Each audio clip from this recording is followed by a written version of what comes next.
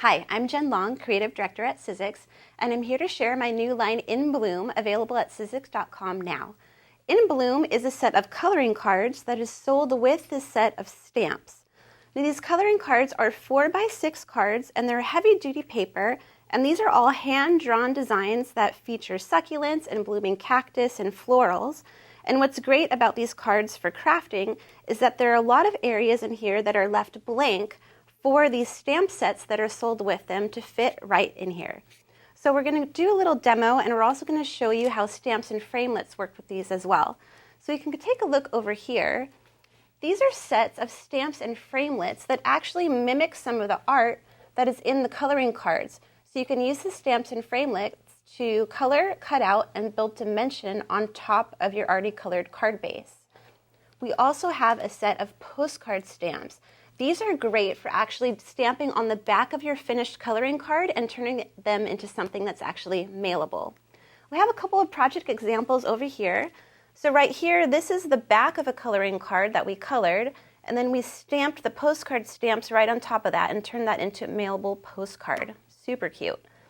And then over here, this is an example of one of the coloring cards colored, and this is one of the stamps and framelits that we colored, cut out with a framelit, and then we added dimensional adhesive just to give it a little bit of interaction and some more three-dimensional aspects to it.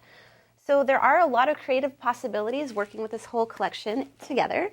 So let's go through and try a couple so you can get a better idea of how it works.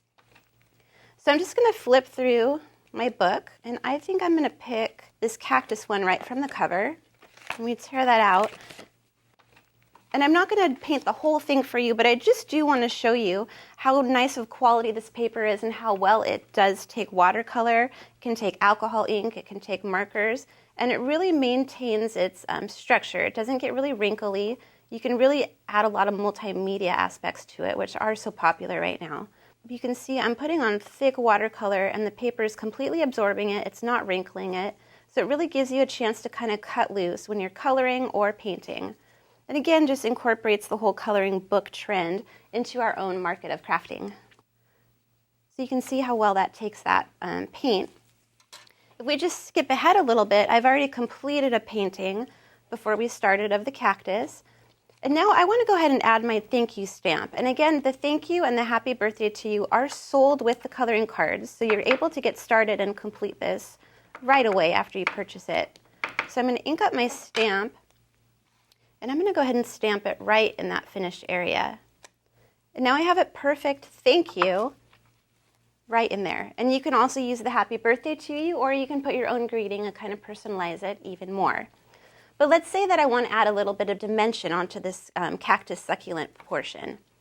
So I grabbed from my stamp and framelit set the same piece of art that is mimicked on the coloring card. And I'm going to go ahead and put that on my stamp block. I'm going to ink that up. And I am using my Stamper Secret Weapon here to make sure that my ink impression transfers cleanly and fully. And we stamp that on there. And that is all ready to color and to cut out and to layer on top of your original card base. Again, to save time, I did paint another one so we don't have to sit here and watch me paint that. And I'm just going to put this onto my platform, and I'm using my magnetic platform just to make sure I can keep my die in place as I roll it through my machine. I'm putting my top cutting pad on to complete my Sizzix sandwich. I'm going to roll that through my Big Shot machine.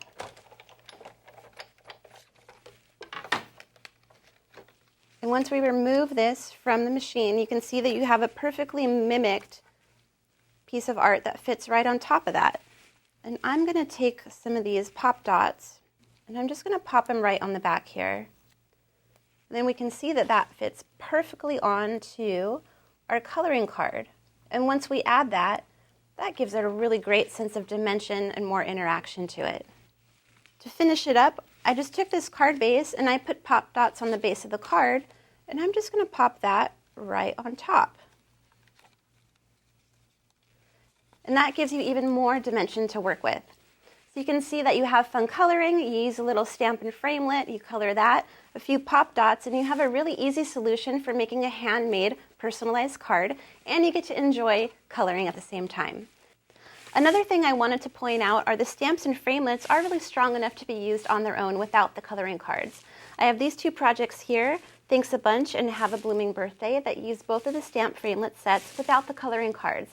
So after your coloring cards are gone, these stamps and framelits are going to continue to be a great source in your crafting library. So this has been my quick demo on my In Bloom collection. It's now available at retailers and at Sizzix.com.